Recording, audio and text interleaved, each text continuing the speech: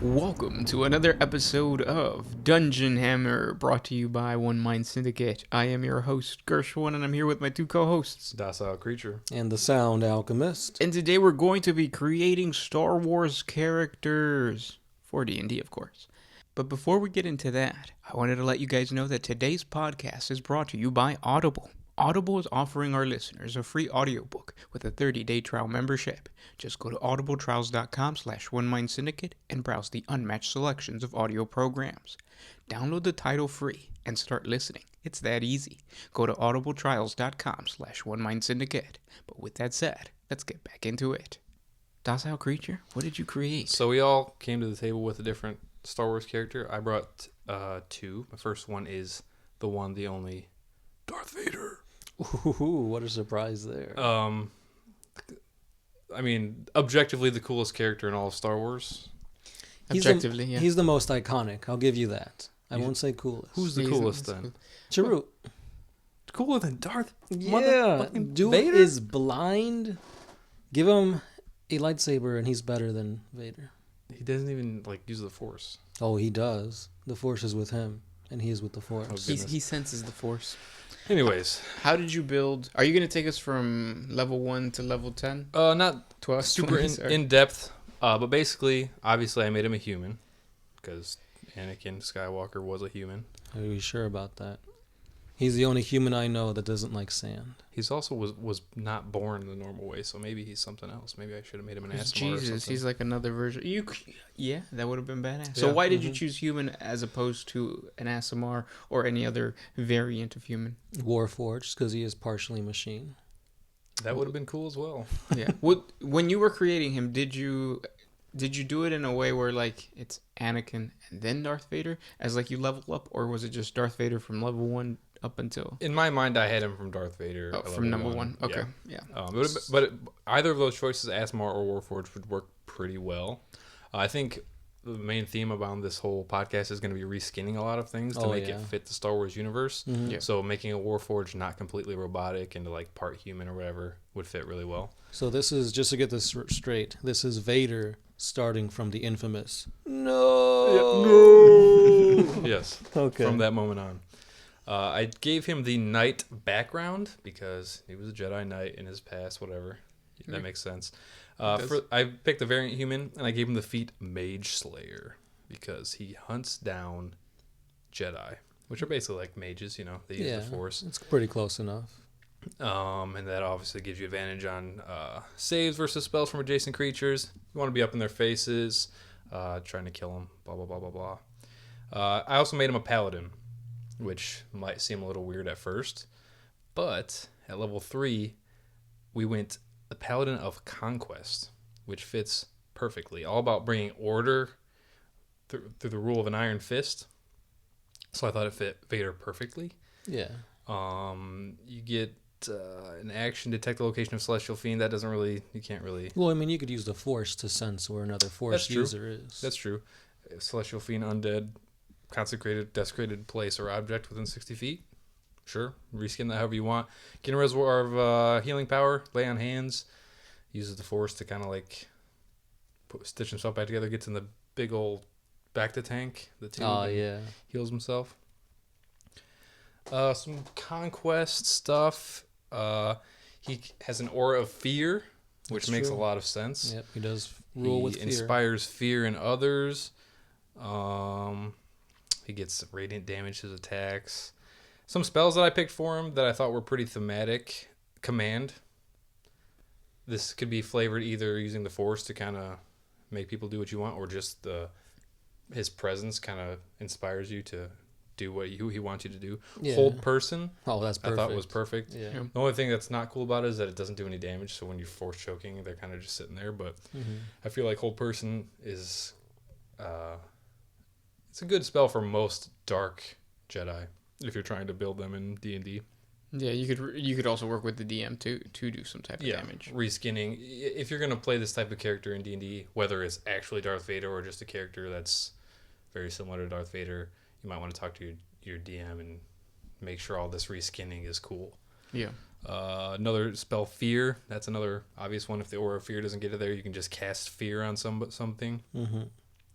Dominate person, cloud kill, stuff like that.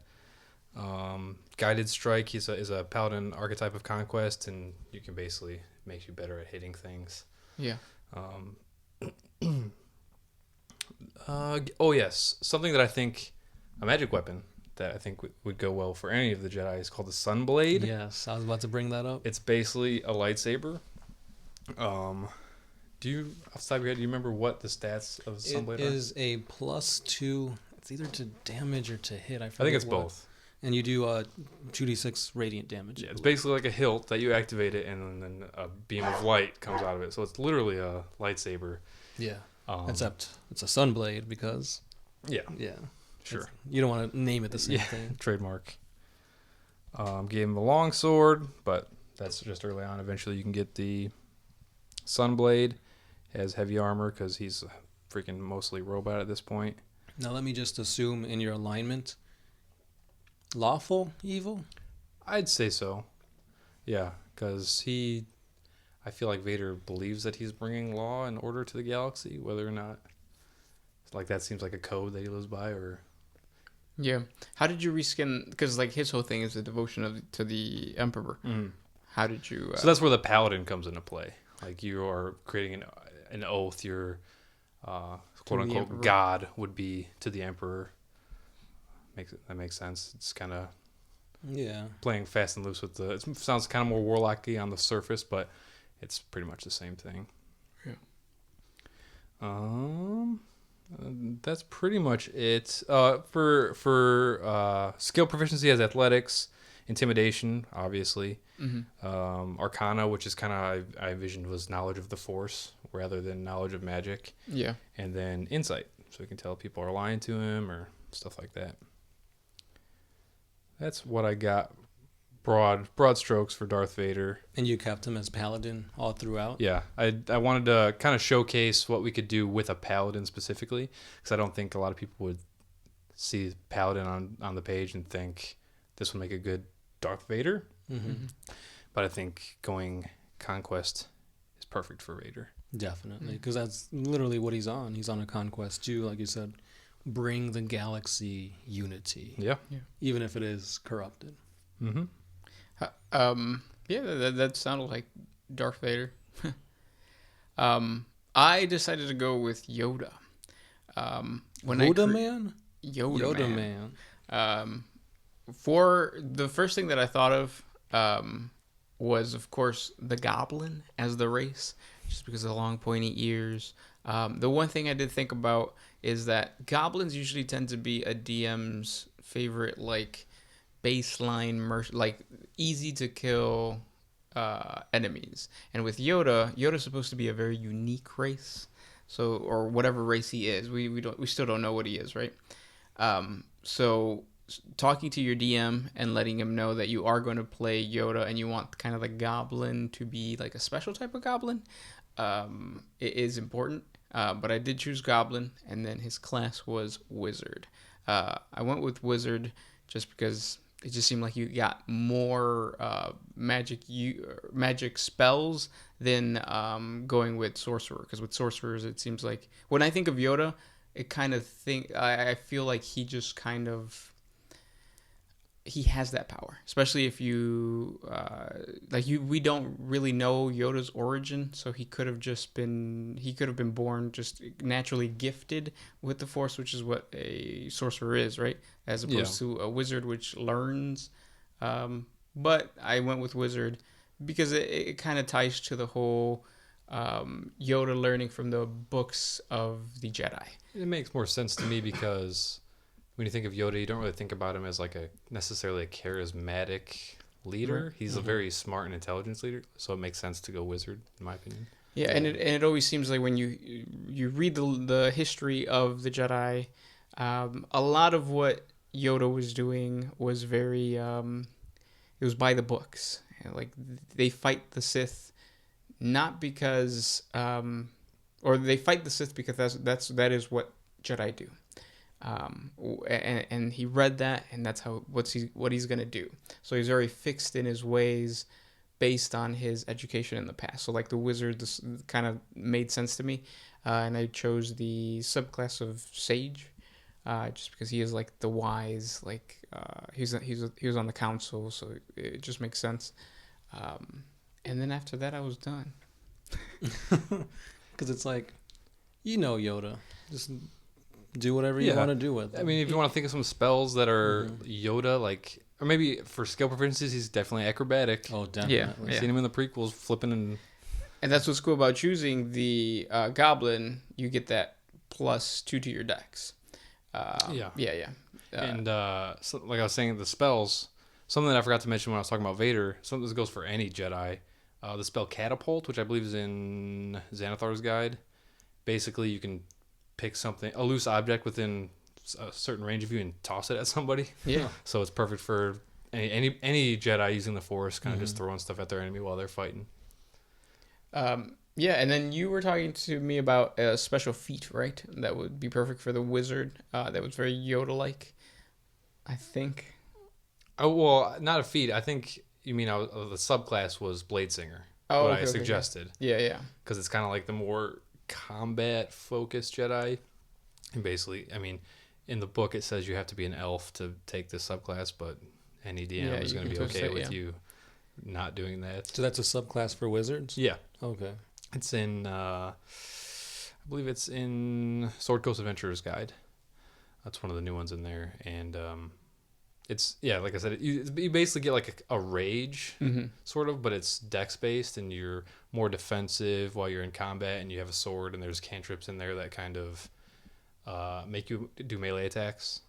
So I think for a Jedi that fits a lot. I can definitely see you going other routes with Yoda too, because he's not in all the movies. We don't see him in.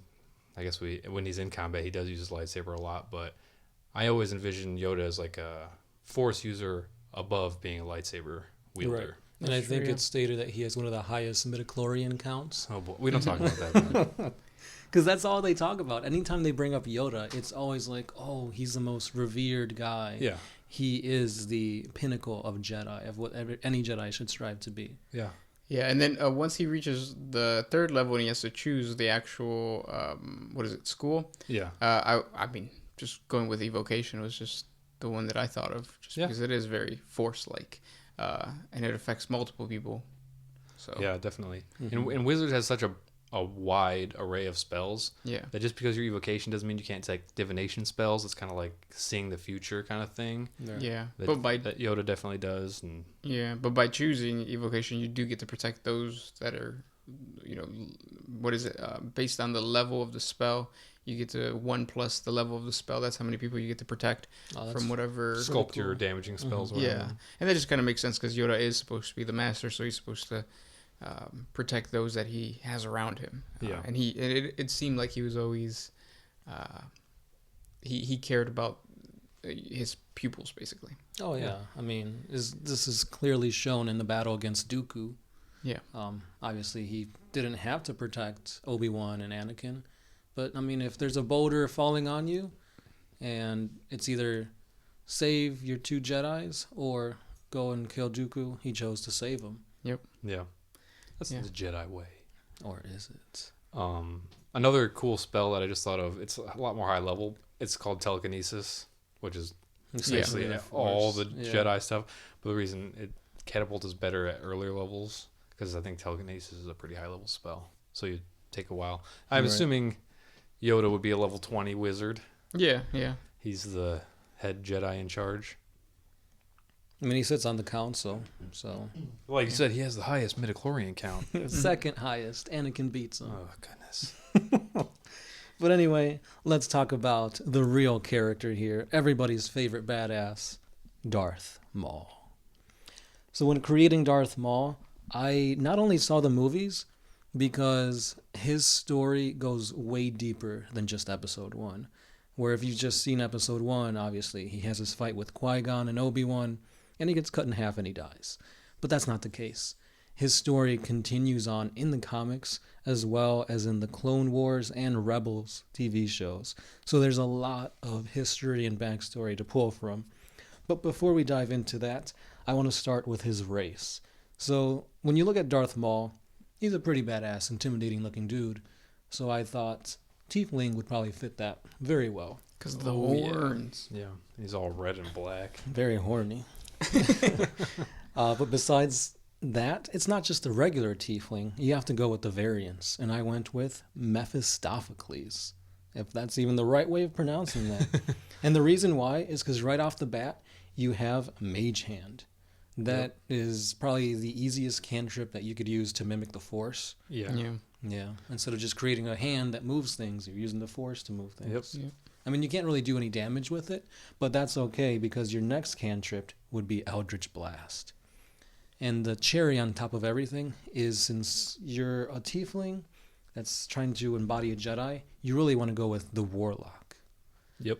Warlocks are very, very great when you're trying to mimic anything that has to do with Force powers, because Eldritch Blast deals damage and you can give invocations that you can slow down opponents, pull opponents, push opponents. It's really the best type of attacking with using the Force. Oh yeah, I didn't even think about that. The pushing and the pulling with Eldritch Blast. Another way to reskin Force pulls and stuff like that. Right. There's so many different ways in D&D to do that. There is, yeah. And then moving on, the way you want to play Darth Maul is very aggressive and rage-filled. He's a Sith, so that already puts you in like the bad guy kind of aspect. So you want to ally with the criminal backstory. With the criminal, that backstory basically means that you are in contact with the underworld. You know somebody that can, steal a car for you or something along those lines. And you could say maybe Darth Sidious is the one telling you, hey, there's a bounty hunter over there. You need to meet him. And that's your introduction to the criminal underworld. And that's excellent, too, just because if you know the backstory of him after he got split in half, he continued on. Right. So him connecting to the criminal underground or whatever would make sense. Because, I mean, he not only did he have the Jedi to worry about, but he also had the Sith afterwards. It sounds like you have, but have you, Gershwin, have you seen the Clone Wars? Yeah. Okay, yeah, because there's so much good stuff in there. Oh, yeah. And we even get hints of it, spoiler alert, for Solo. But yeah, he was in there. But I mean, He that ties him to the criminal background. Oh. Yeah, there's like a little scene at the very end. I don't remember that. I kind of stopped paying attention to Solo. Yeah, I don't blame you. It wasn't a good movie. Yeah. But when you're building this character, I'd say you really want to focus on Dex, since he fights using the 7th lightsaber form, and that's all about using anger and darkness to overwhelm your opponent. Oh, yeah. All your attacks are fueled with hatred. So you'd be good at your acrobatics and your initiative, so Dex would be something to really focus on. And then the other thing, it was a toss-up between strength and con, but I'd say con would be better because you got cut in half and you survived. Yeah. Definitely. Not just that, but in the spoiler alert, if you don't want to know about his background, he does fight Sidious with his brother. They're basically double teaming him, and then Sidious kills your brother. So you're using all that hatred to fuel just your attacks and everything. So I think that makes the focus on con to give you more life, to take more hits, to kind of keep on going. And then we come to the Warlock Patron.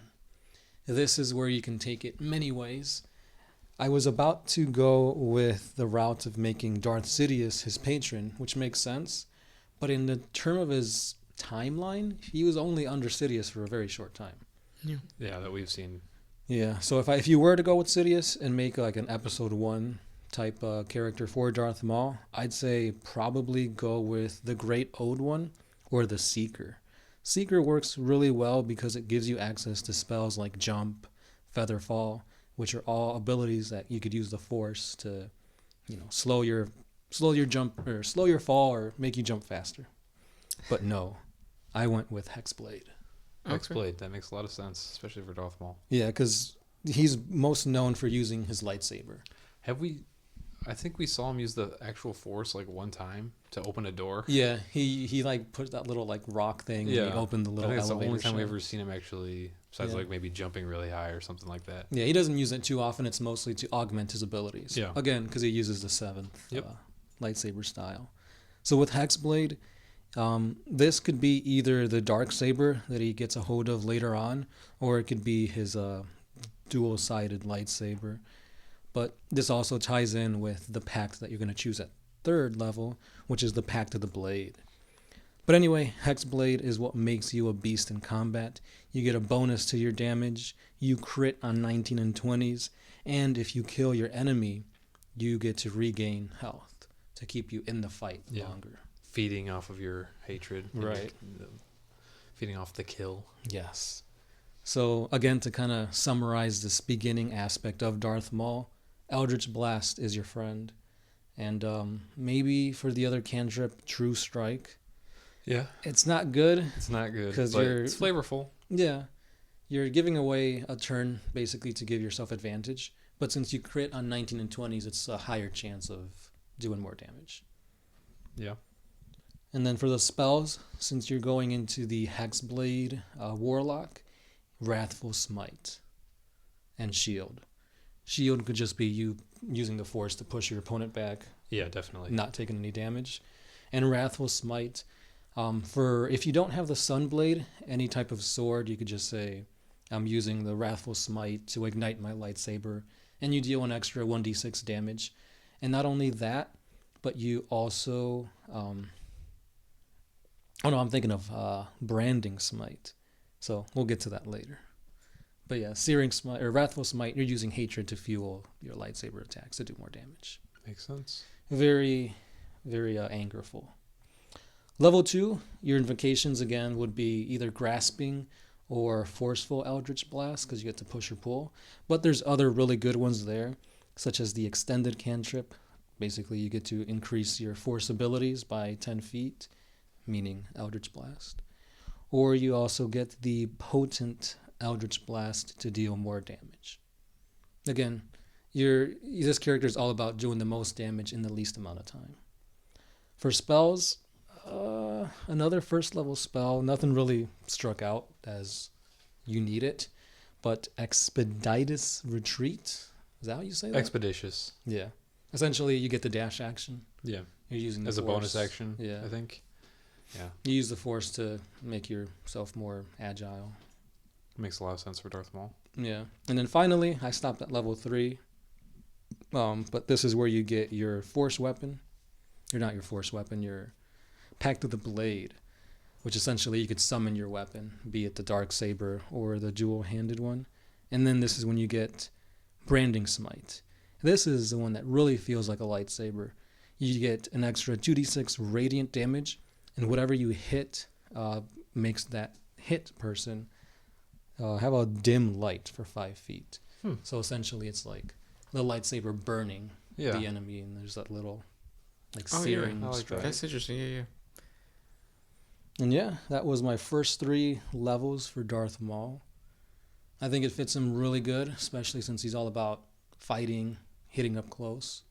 Now, the only thing, though, that I would ask you guys is, what would you use to better exemplify the dual lightsabers? That might be something that you work with your DM, which is something that Docile Creature has done before, and create a weapon all or unique to your campaign.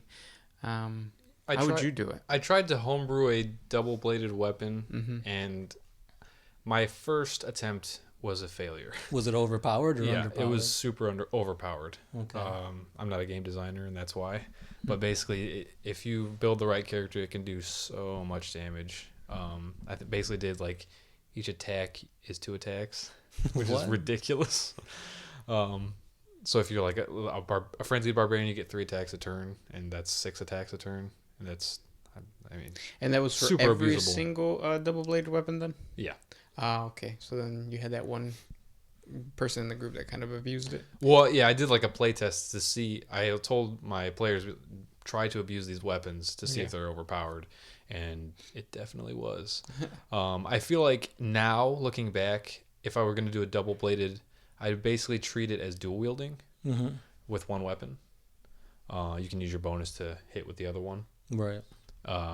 Maybe you need... Yeah, that's how I would just basically reskin dual-wielding into one weapon. Because isn't there a thing called pole arm? Polearm Master, yeah. which you could like do another attack that doesn't do as much damage as Yeah, the it's like a first. D4 or something. Yeah. You can do that too, but I feel like having a lightsaber, both ends, especially a dual bladed, both ends are going to be equally as Strong. devastating. Yeah. So I like just reskinning dual wielding. Yeah. That's all for Darth Maul. That's all I got. The last character that I brought was Kylo Ren. Now, Sorry, I'm allergic to bad characters. what? You don't like Kylo Ren? As of now, no. I think he has the most, like, you get to see who his father is. And you get to see the struggle of what he did. And then he's played by a great actor. Yeah. And I see the pain in his heart every time he fights. Yeah. Like, when he fights. Like, not even, like, voice or, like, a scene. Just how he fights. So, I like... He said he feels the pull to the light side instead of like how all these good Jedi's like, oh, I'm feeling the pull to the dark side. That's so badass. Vader was the same way. He never said, oh, I'm feeling like I'm getting pulled to the light No, side. but I mean, his intention was never to kill Luke, even though. Yeah, that was like for one scenario, I guess. Whereas like with Kylo Ren, that's just It's a how he's constant been. struggle. Yeah. We're basically getting to see, because Kylo Ren isn't a full-fledged Sith Lord. He's on the rise. We're getting to see that transition into his dark side. He really is the anti-Jedi. Right? Yeah, like we're getting to see what it's like for a dark side Jedi to raise up instead of we've seen all these light side Jedi. Yeah. I think it's just so cool. A lot of people say, "Oh, he's just whines a lot and throws temper tantrums," but like that's the dark side. You gotta be angry, Angsty. Yeah. which is one reason I really wanted to use Barbarian in Kylo Ren's class. Oh, so you didn't? I didn't end up doing it. Okay. What'd you go with? Well, because that scene in Force Awakens where he got shot by Chewie Yeah. and he's like pounding on his chest in the middle of the fight to like rage. use that pain, use that anger. That is the most barbarian thing in Star Wars I've ever seen. But if we're trying to make a good character that you want to play, when you rage as a barbarian, you can't cast spells. So basically, if you wanted to do it, it would work fine. But you basically reskinning it, you couldn't use force powers in combat. Mm-hmm. Which, depending on how you want to use Kylo Ren, we don't see him use a ton of force powers, but the ones that he does are pretty awesome. Yeah. So that's why I personally didn't use Barbarian. You definitely could dip a little bit to get rage at least, but I didn't. I went fighter because I Which wanted makes to sense. see a different class. I went Arcane Eldritch Knight. That's what it's called. Gave him the faction agent feature, just because it made sense. He's part of the First Order. Not Right. really as big as the Empire. It's more What does like the a- agent actually give you in game? You have access to secret agents that you can contact for information or stuff like, and support and stuff like that. I gave him great weapon fighting because Yeah, I can see Kylo Ren either having a longsword that he uses in two hands or a great sword. It's kind of the most great swordy lightsaber that we've seen with the crossguard and stuff like that. Right. It doesn't seem long enough to me to be a great sword, but I can see the argument for either way. Yeah. Yeah. But either way, great weapon fighting works. Reroll 1s and 2s for two-handed weapons. I gave him the Magic Initiate feat because I made him a human, obviously, the human variant. Mm-hmm. And I chose, it's going to be kind of weird, but it's another heavily reskinned thing. For Magic Initiate, I chose Druid. Oh. And the cantrips I picked were Guidance, kind of like him talking to Vader's helmet and asking, help me stay true to the dark side. And then Gust, which is just like another kind of force push Force-like reskin. weapon. Yeah. And for the first level spell that you can get that you cast once a day is Entangle, which is basically the reskin of him like freezing somebody in place. Mm-hmm. I couldn't find a good spell that you could reskin for when he stops the blaster bolt in midair, Mm-hmm. and then later on to just keep such a badass moment. But I couldn't Yeah. find a spell that, maybe there's one out there and I just didn't dig deep enough, but I couldn't find a spell that perfectly fit that, or you could reskin to do that. Yeah, nothing's popping up Yeah. that I could think of at least. Made him an Eldritch Knight. He forms a magical bond with his weapons. It seems like Kylo Ren built that lightsaber he has. It doesn't look like it's finished. There's like wires sticking out of it and stuff. They also get a cool ability where you can if you cast a cantrip, you can also make a melee weapon attack after that. And then at a certain level, you can do that. You can cast any spell and then get that weapon attack. So he's kind of using the Force and his sword at the same time. Another reason I didn't really want to use Barbarian, because then Eldritch Knight would basically be useless. Some spells that I gave him were Mage Hand, like you said. It's the perfect kind of Force thing. And the cantrip that I was talking about earlier that's in Sword Coast Adventurer's Guide is called Green Flame Blade. You can just call it Red Flame Blade, but basically your weapon does flame damage. And that's the cantrip that you do a melee attack with your weapon. If you don't have the Sunblade, and even if you do, you can make it look like you're activating your lightsaber or whatever. Yeah. Some spells that I gave him that are first level: Absorb Elements, good defensive spell. Shield, another good one. Thunder Wave was kind of like a force push, area effect. And another one that I thought was really cool from what we've seen him in the movie, because we haven't really seen him do a ton of force stuff, but the stuff that we've seen is really awesome when he walks up to Rey and just kind of like puts her to sleep. Or like knocks her out. Yeah. I did the sleep spell. Okay. It's not a super good spell, but if you can get it off on one person, it's kind of cool. Knock him out. Hopefully I'm the person you get off. Hey-o! Like I said, you can either give him a great sword or a long sword. I gave him chainmail, but that stuff doesn't really matter. I took him to level 10 because he's not a full-fledged, like we were talking about. Yeah, there's Sith only been Lord. 2 movies. There's still one more to come out. I pumped everything into his strength and I gave him some intelligence and constitution, because intelligence is a spellcasting modifier, so you kind of want that to be high. Everything else is pretty low, but I don't think you really need it. Strength is going to be your key feature, con, and I took him to level 10. I think it fits Kylo pretty well. Hopefully in this next movie we can see kind of more of his... It's from the trailers that have been out so far, it looks like we're going to get a lot more of that dark side type stuff. Hopefully we can get a little more fleshed out. I mean, it has to, right? It's the last movie. Yeah, because that would be a real letdown if they don't. Do you think they're going to pull one over and be like, oh, another trilogy with Kylo and Rey? Maybe not with Kylo and Rey, but I do think it's going to continue. But it is going to be interesting to see how they do develop his character. Because even though the trailer might show that he's using that dark side, like you said, he's always had that pull to the light. So. Yeah, and this might just be a way to fool people, because we've seen trailers where scenes are nowhere to be seen in the movie. Yeah, that's true. It could be trying to red herring kind of thing. Mm-hmm. Make us think something. Yeah. Those are our 4 Star Wars characters. Comment down below if you guys have actually played a Star Wars character in D&D and how your DM flavored it a certain type of way. It's something that might be a little difficult at first, just because it is like a sci-fi fantasy, but at the end it is very D&D. Like, you can mix it in with D&D very easily. Definitely. Definitely. Yeah, reskin everything. Especially if you go with a whole party of bounty hunters. Mm-hmm. Yeah, that'd be cool. So it just doesn't have to be a Jedi. Exactly. Yeah. If you guys enjoyed this type of video, and you guys would like us to do something else with other characters in Star Wars, comment down below, or other universes. If you guys want us to create some type of character from 40K in D&D, comment down below. And we only kind of used one class for the whole way. If you want a multi-class, mix these classes together, I think you can kind of hit the nail on the head a little closer, but we kind of wanted to showcase 4 different classes. Yeah. So comment down in the comment section below if you guys want us to do any other type of universes. And yeah. And that's all we got for today, guys. This has been the Sound Alchemist. Docile Creature. Gershwin. Out. Always